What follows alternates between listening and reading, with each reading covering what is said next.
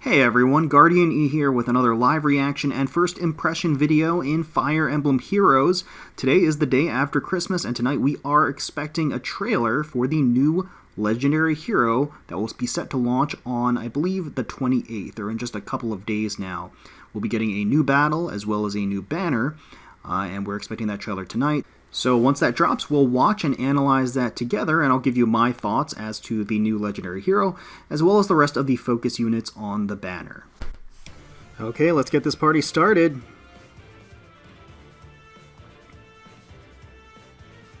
A new legendary hero joins the battle. Vallite Songstress.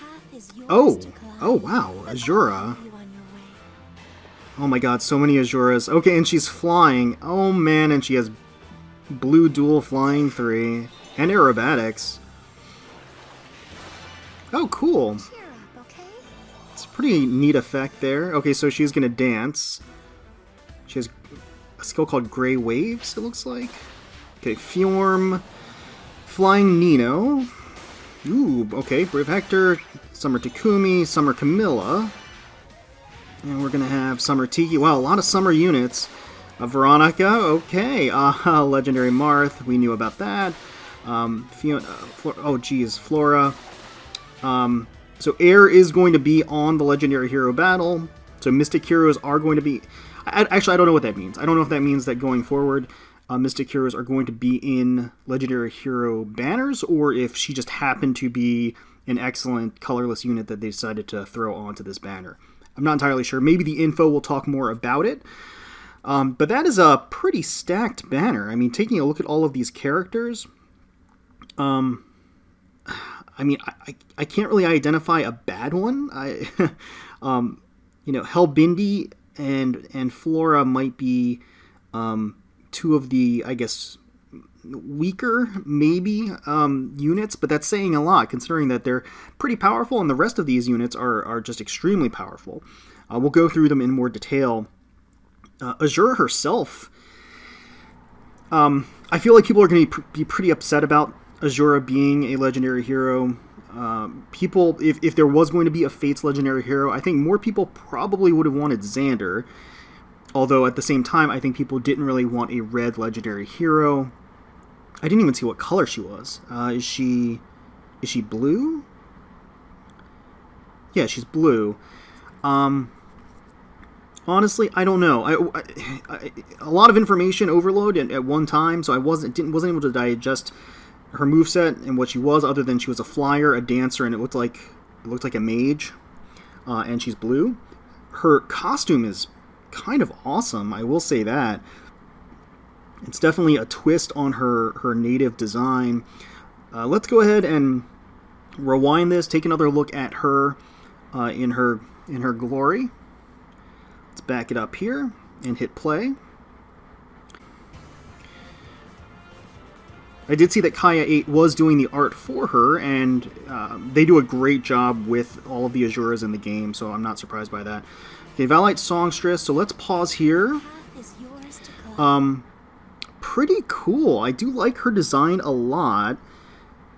It's giving me these almost like samurai vibes, especially the pants. She kind of has this poofy pants thing going on, which is interesting because Azura is kind of all about the legs. She always shows off her legs in her art, and in this case she's not. She's got kind of this very regal look. She has this long flowing coat behind her that trails behind her. She's still barefoot, obviously, as she always is. But I do like the design and the whole feather popping out of the top. It's neat. I do like it.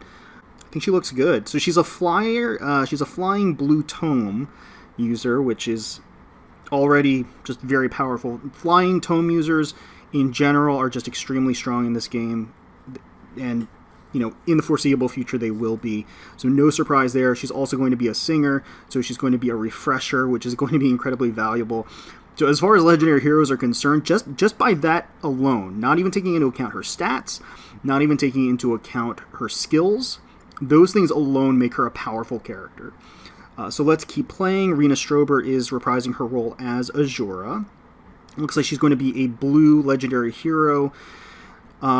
and a defensive legendary hero, so she's going to give a defensive boost. So let's play. But I'll help you on your way. Okay.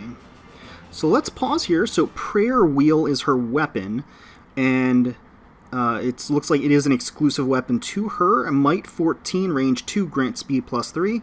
Never a bad thing to see that little speed +3 or attack +3 that is native on a personal weapon. If Sing or Dance is used, grants bonus to targets attack, speed, defense, and 3 equal to the highest bonus on target ally for 1 turn. Example, if target already has a +6 bonus to attack, grants... Ooh, interesting. Okay, so I'm assuming it's an activated buff. Maybe one of the exchanges later in the trailer shows exactly how it works, but it sounds like it's an activated buff, which means she pairs extremely well on any team that uses tactic skills, because any tactic skill will give a +6 boost to 1 stat. Her refreshing that unit will give that unit +6 to all their stats, which is phenomenal. So it sounds like she's very versatile. She'll pair excellently with flyer teams that run a Hone Flyers like my team, for example, natively.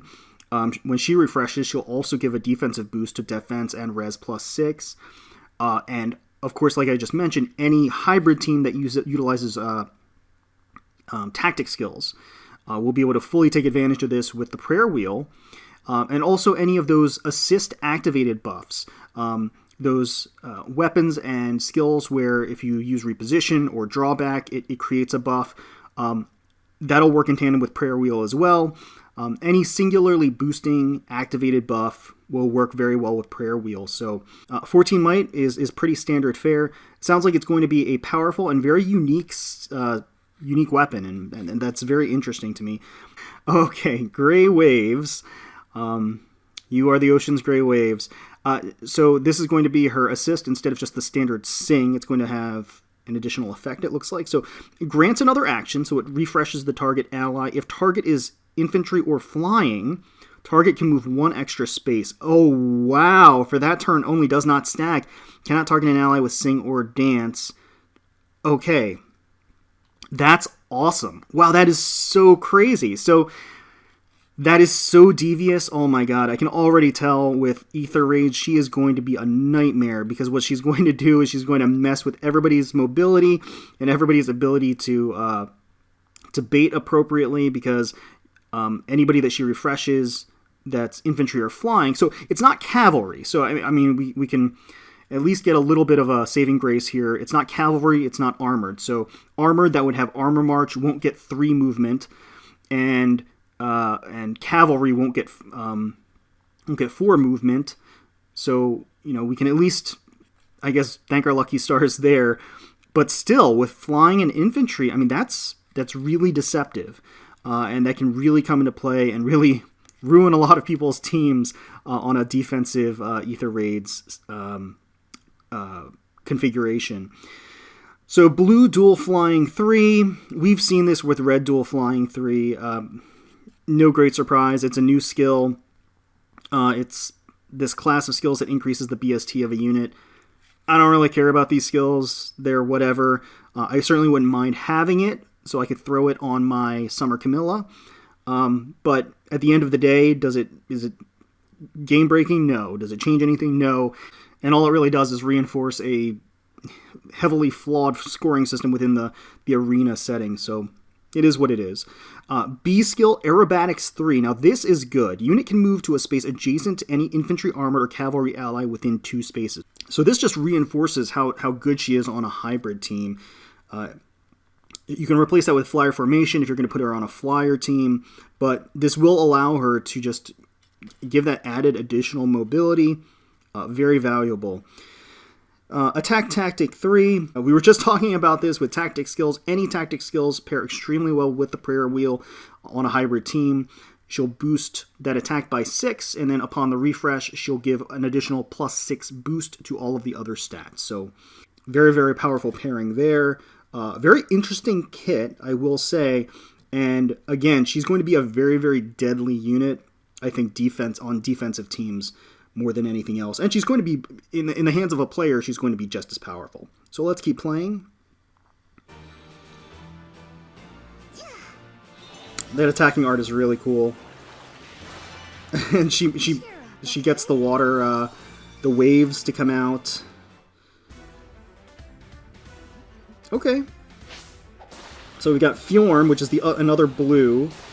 Green Nino, Hector. Okay, so colorless Takumi, Summer Camilla.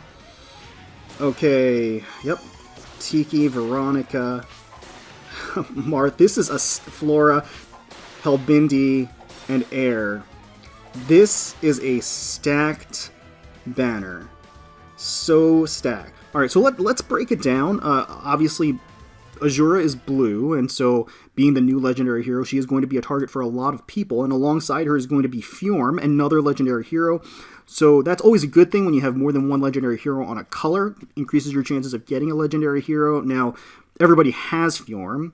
You get Fjorm for completing Book 2, you know. But all the same, getting merges for Fjorm is never a bad thing. She is still a good unit. And also, she has some interesting skills to inherit, so it wouldn't be a bad thing to get a dupe Fjorm. And the third unit on the blue is Summer Camilla, who is amazing. She's an amazing mage flyer. A little bit duplicative if you're going for Azura, but if you're running Camilla Emblem like I do, or if you just like Camilla, she's an excellent unit. So blue is pretty stacked here, especially if you run flyer teams. It's a no-brainer. Blue is an exceptionally strong color here. If we move on to green, we have Legendary Hector, we have Helbindi, and we have Flying Nino. That is also very, very strong. Helbindi is probably the weakest unit of that batch. Flying Nino is extremely strong. Legendary Hector, extremely strong. Helbindi brings a lot to the table. He has some interesting skills, but I feel like people aren't going to really be targeting him. Anybody that wants Helbindi or wanted Helbindi probably has Helbindi by now. Helbindi was featured on one of those two-person banners not too long ago, which means that was really the best chance for you to either, one, snag a Helbindi for yourself, or two, merge your plus 10 Helbindi if you're a big fan. I don't see a lot of people pushing or pulling for Helbindi on this banner, so he is kind of, I think, the weaker link on the banner as a whole. But even so, just the fact that Legendary Hector and Flying Nino are on the greens makes green desirable, and it is still powerful. Let's look at red. So for red, we have Flora, who is a fan favorite. She has very, very interesting skills and interesting stat line. I think she's a little underrated. I think some people kind of undervalue her, but at the same time, she's a fan favorite for one thing, and she's just very interesting. And I think I personally value creativity and interesting skill sets more than OP-ness. I'm not that excited by a unit being OP. I'm excited by a unit being very interesting, and Flora fits that bill. So Flora, Summer Tiki, and Marth. That is also a stacked color. Marth, Legendary Marth, is an incredible unit. And Summer Tiki is an incredible unit as well. So far, no duds as far as colors are concerned. And then on the third, oh man, colorless, we have... So Summer Takumi is a Kinshi Knight. So he is a flying archer, which is very unique in and of itself. He does have a great offensive stat line. He's a good unit. He is a very good unit. And then alongside him will be Veronica and Air. Veronica is an incredible unit, an absolutely amazing unit. Most people probably have her already from their Choose Your Legends 2 pick. If you don't, or you didn't get her, then this is a great opportunity to get her because she really is fantastic. And Air, much like Fjorm, was a free unit, but and she was also featured on the most recent Hero Fest. So most people probably have her, or have all the copies that they want of her at this point. But getting more of her isn't a bad thing. She comes with some interesting skills like that. Adaptive damage nullification is very unique, and that's, I don't think you can get enough of that skill just because it's very interesting. So honestly, it's hard to rank these colors.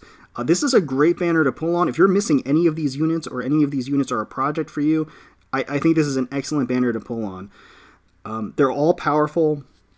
At worst, a couple of the colors have a quote-unquote dud. I mean, Helbindi is, again, I think not quite up to the caliber as a lot of these other units. However, Legendary Hector and Flying Nino are amazing. And again, similarly with blue, Azura and Summer Camilla are amazing. Fjorm is very good, and she's also a legendary hero, but everybody already has her. But of course, Azura is also going to be the marquee unit of this banner, so people are going to be pulling for her anyway. I don't know. It's a tough call. You know, I gotta say, as far as the colors are concerned, they're all pretty equally powerful. This banner with maybe red very, very close behind and blue equally there, and then maybe green at the end, but I'm reluctant to say that just because, again, all of these colors have something to offer. I think it's definitely worth pulling on this banner if you have orbs to spare and you're not saving for the New Year's banner that is going to be hitting in just a week or so. Bear in mind, there is a New Year's seasonal banner that's going to be hitting, so we'll have a New Year's banner for one thing, and we're also going to have the rerun of last year's New Year's banner that will be making another appearance come January. So bear that in mind, plan accordingly, and spend wisely. But this is definitely not a bad banner to go in on, I will say that much. So let me know in the comments below what you think, if you agree or disagree with my assessment of the units that are on this banner. If you're excited for the banner, let me know who you're going to be going for, how many orbs you're going to be spending. I wish you the best of luck. Hope you get everything that you're looking for. Hopefully you enjoyed coming along for the ride and watching the trailer for the first time with me. If you did, please feel free to leave us a like, comment, and subscribe to the channel for more Fire Emblem Heroes content. We thank you so much for watching. We really, really do appreciate it. And until next time, let's protect those skies.